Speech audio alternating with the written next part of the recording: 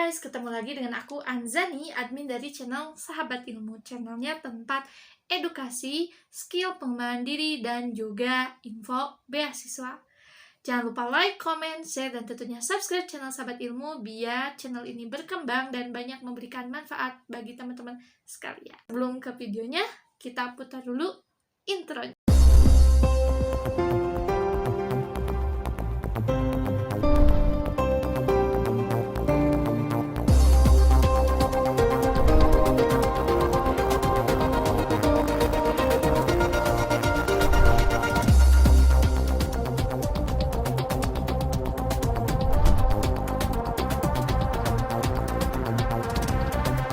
Oke guys, di video kali ini kita akan sharing-sharing lagi terkait dengan beasiswa LPDP. Nah, di video kali ini aku akan sharing, aku ambil pertanyaan. Kalau di video sebelumnya aku ambil pertanyaan dari DM IG. Nah, kali ini aku akan coba ambil dari kolom komentar di YouTube. Dan ini menurut aku menarik dan bisa jadi juga iya sih pertanyaan juga gitu. Nah, pertanyaannya dari Kak Alvia A. Izin tanya Kak, perbedaan pendaftaran LPDP tahap 1 dan 2 itu apa ya? Selain itu, apakah lebih baik daftar LPDP dulu atau mendapat LOA dulu dan daftar LPDP pada tahap berikutnya? Terima kasih sebelumnya. Oke, sama-sama Kak. Nah, pertanyaan ini juga aku udah jawab sebenarnya di kolom komentar, cuman nggak bisa sedetail kayak aku jawab di video ya. Oke, mungkin aku lebih ke coba ngasih perbedaannya. Jadi aku nggak pernah judge kayak A ini baik, B ini baik, tahap ini lebih baik, ambil tahap ini dulu lebih baik, enggak. Tapi aku lebih ke aku ngasih kayak ini nih resiko pengambilannya, dan kembali lagi ke teman-teman yang mau menjalaninya, yang mau apply-nya. Jadi ya mungkin teman-teman ambil resiko terkecil atau resiko yang mampu teman-teman ambil. Oke. Kalau misalkan teman-teman daftar nih di tahap 1 sama tahap 2, apa perbedaannya? Kayak gitu kan. Oke, tahap 1. Kalau misalkan kita ikut tahap 1, apa keuntungannya? Kalau tahap 1, biasanya mungkin teman-teman yang fresh graduated, entah itu mungkin anak S1, S2, yang baru-baru bener-bener baru lulus, langsung mau apply beasiswa, artinya udah siap semua pemberkasan dan lain sebagainya, itu biasanya ikut langsung di tahap 1 biar langsung lanjut kuliahnya, jadi nggak diem dulu, nggak pending dulu. Oke.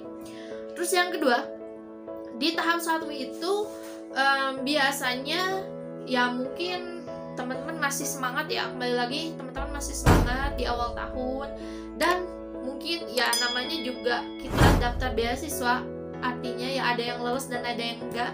Lolos berarti memang sesuai kualifikasi, kalau enggak berarti kita harus memperbaiki dan gimana caranya sih kita bisa masuk ke kualifikasinya, kayak gitu. Berarti kalau misalkan teman-teman ikut tahap 1, kalaupun tidak lolos di tahap 1 itu, masih bisa ikut di tahun itu dan di tahap yang kedua, artinya masih punya kesempatan di tahun itu, kayak gitu.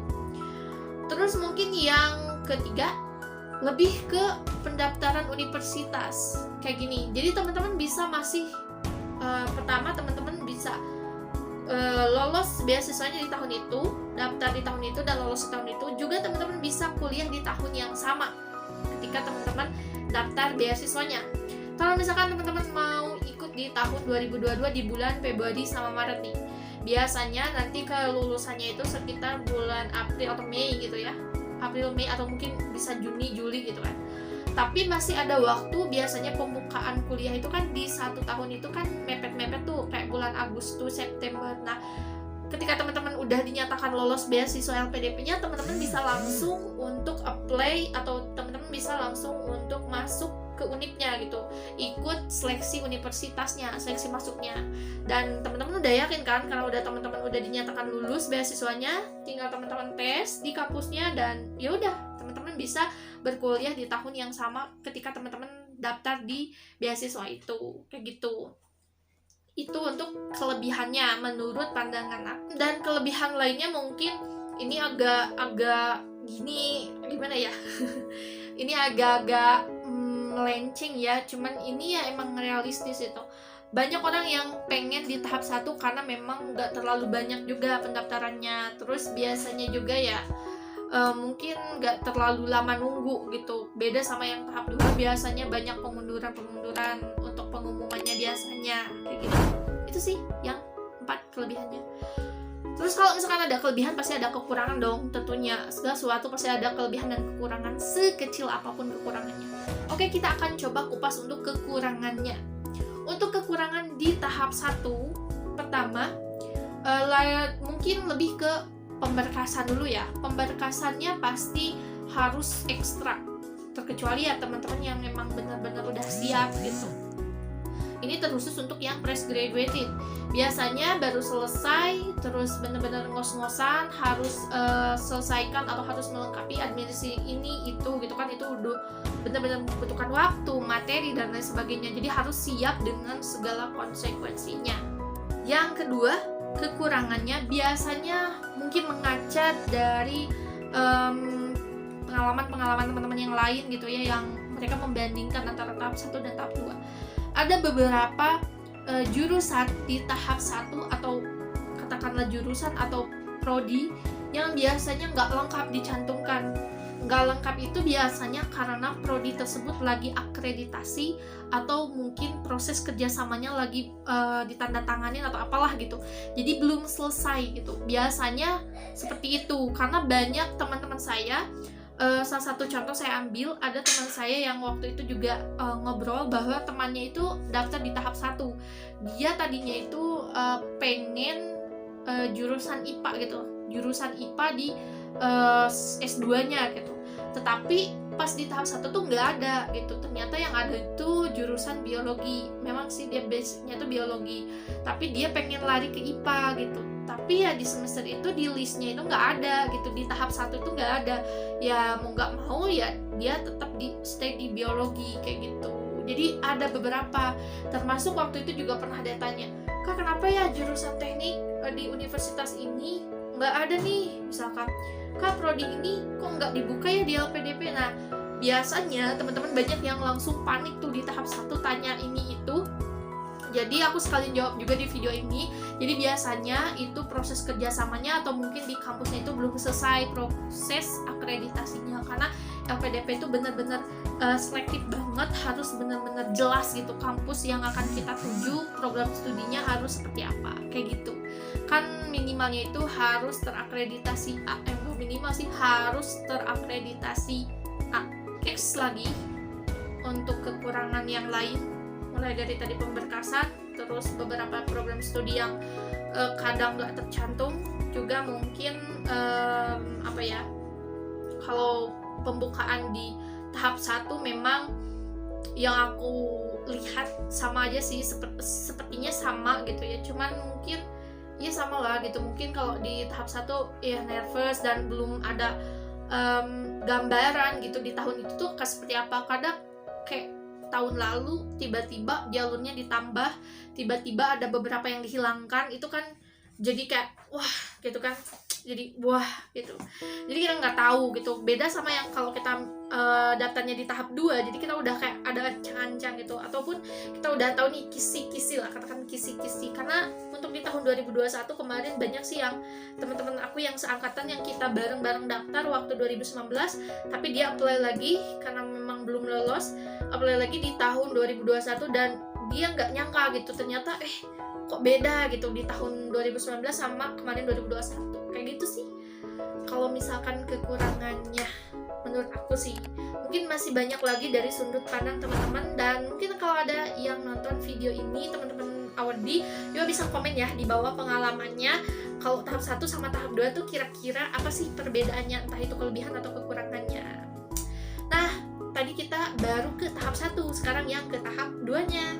Nah untuk tahap 2 dari segi kelebihan mungkin dari segi kalau fresh graduated bisa memaksimalkan ya, artinya bisa benar-benar memaksimalkan usahanya, benar-benar bisa kita ada beberapa bulan untuk menghirup napas dulu baru kita apply lagi. Terus kalau misalkan yang kedua untuk kelebihannya sendiri, kalau misalkan kita di tahap 2 ya tadi ya, karena di tahap 1 tuh banyak yang belum lengkap, biasanya di tahap 2 tuh udah lengkap semua universitas yang udah kerjasama dan udah akreditasi dan lain sebagainya, biasanya udah semua muncul di tahap 2 universitas dengan prodi-prodi yang kita mau pilih biasanya sudah lengkap, nggak di kayak di tahap 1 kayak gitu. Terus yang ketiga mungkin dari segi mungkin dari segi tadi ya, karena ada tahap 1 dulu, jadi kita bisa baca dulu buklet yang di tahap 1 tuh kayak gimana, jadi kita udah punya gambaran harus ngapain gitu. Dan kelebihannya kita bisa sharing juga sama teman-teman yang entah itu yang mereka lolos ataupun yang tidak lolos. Ingat ya, kalau aku sistem belajarnya itu kita belajar dari mereka yang sukses dan juga yang gagal, karena tidak melulu kita dapat pembelajaran itu tidak hanya yang dari sukses saja. Justru waktu aku tuh banyak belajar dari mereka yang gagal di tahap 1. Kebetulan aku waktu itu daftarnya di tahap kedua, dan aku banyak belajar dari teman-teman yang juga ikut lagi tes di tahap kedua, dan mereka langsung sharing-sharing gitu kayak, ih aku kemarin waktu di tahap 1 gagalnya di ini nih, karena aku ngelakuin hal ini dan jadi nggak boleh gitu. Nah aku pelajarin sehingga aku kemarin bener-bener nggak nyangka juga sekali daftar langsung lulus kayak gitu. Nah guys, itu mungkin dari segi kelebihan. Kalau dari segi kekurangannya, mulai dari mungkin kita terlalu mepet ke akhir tahun, jadi biasanya nggak kebagian untuk ikut tes. Jadi kita misalkan baru mereka udah yang kuliah tuh udah selesai gitu, maksudnya udah masuk pembukaan, udah kuliah, kita baru Desember, biasanya akhir Desember baru diumumkan kelulusan beasiswa LPDP. Jadi kita biasanya kuliah di tahun selanjutnya kayak gitu.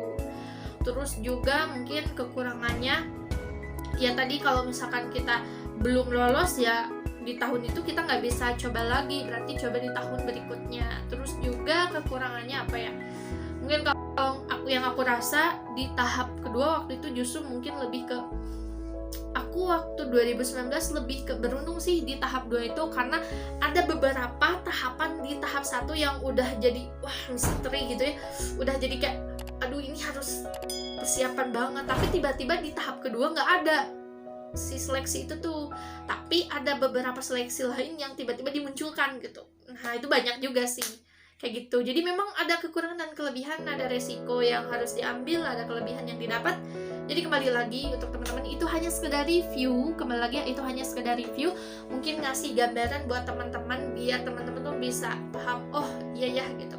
Cuman aku juga waktu itu dapat satu motivasi, kalau misalkan kita udah siap untuk apply, kita siap dengan segala risikonya, jangan sampai kita nunggu besok, jangan sampai kita nunggu ya udahlah kita daftar tahun depan aja, karena belum tentu tahun depan dibuka kayak gitu kan. Kayak waktu pandemi iya sih dibuka, tapi untuk jalur-jalur tertentu kayak gitu. Terus juga kayak apakah kita menjamin kalau misalkan kita daftarnya tahun depan, apakah kita menjamin entarlah kita daftarnya tahap kedua aja gitu. Apakah Anda menjamin tahap 2 itu ketika Anda daftar dan langsung lolos?